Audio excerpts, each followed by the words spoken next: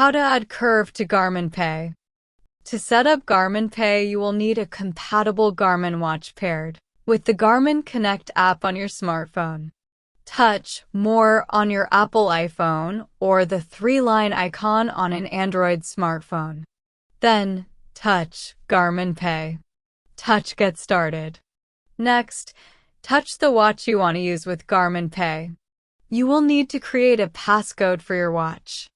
Click on MasterCard because Curve Company is associated with MasterCard. Read the terms and conditions and then tap Continue. Next, you will enter your card details. This will include the card number, expiration month and year, as well as the security code on the back of the card. Fill out the name and address information, then touch Next. Your bank may require you to verify that you want to add this card to Garmin Pay. You can now access the Garmin Pay wallet on your watch. That's it. Thanks for watching.